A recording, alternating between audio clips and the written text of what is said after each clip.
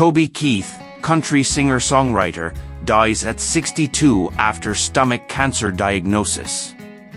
Toby Keith, a hit country crafter of pro-American anthems who both riled up critics and was loved by millions of fans, has died.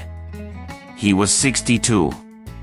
The should-have-been-a cowboy singer-songwriter who had stomach cancer died peacefully Monday surrounded by his family, according to a statement posted on the country singer's website. He fought his fight with grace and courage, the statement said. He announced his cancer diagnosis in 2022. The 6'4" singer broke out in the country boom years of the 1990s, writing songs that fans loved to hear.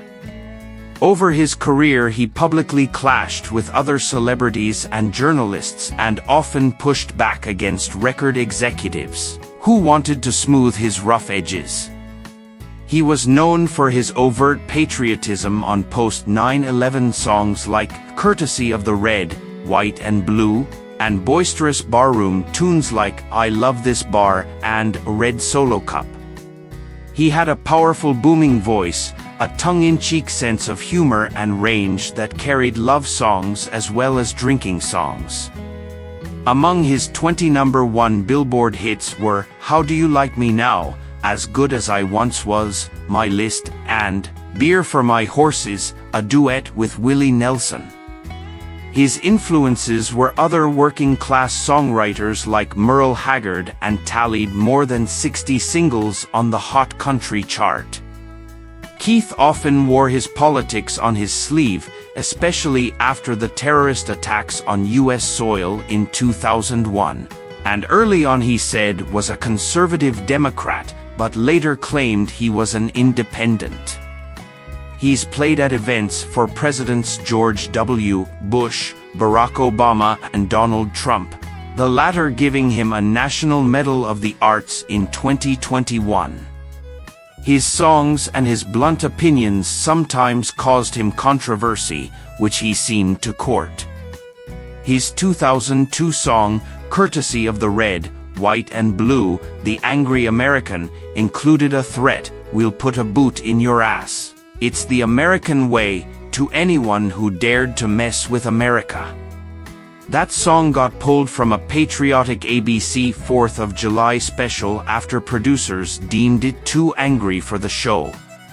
Singer-songwriter Steve Earle called Keith's song pandering to people's worst instincts at a time they are hurt and scared. Then there was the feud between Keith and the Chicks, formerly called the Dixie Chicks, who became a target of Keith's ire when singer Natalie Maines told a crowd that they were ashamed of then-President George W. Bush. Maines had also previously called Keith's song ignorant. Keith, who had previously claimed that he supported any artist's freedom to voice their opinion about politics, used a doctored photo of Maines with an image of Saddam Hussein at his concerts, further ramping up angry fans. Maines responded by wearing a shirt with the letters FUTK on stage at the 2003 ACM Awards, which many people believed was a vulgar message to Keith.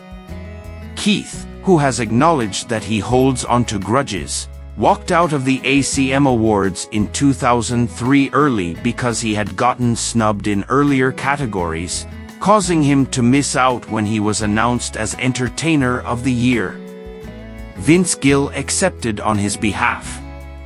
He came back the next year and won the top prize for a second year in a row, along with Top Male Vocalist and Album of the Year for SHOCKS. His pro-military stance wasn't just fodder for songs, however.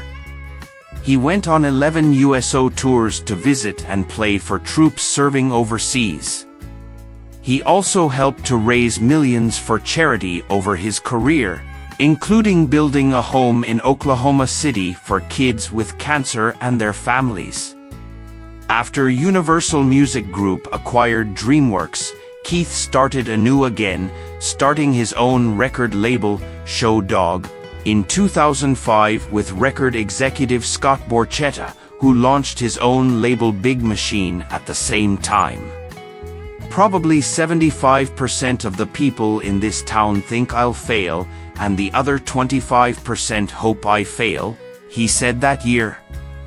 Later the label became Show Dog Universal Music and had Keith, Trace Adkins, Joe Nichols, Josh Thompson, Clay Walker and Phil Vassar on its roster. His later hits included Love Me If You Can, She Never Cried in Front of Me, and Red Solo Cup. He was inducted into the Songwriters Hall of Fame in 2015.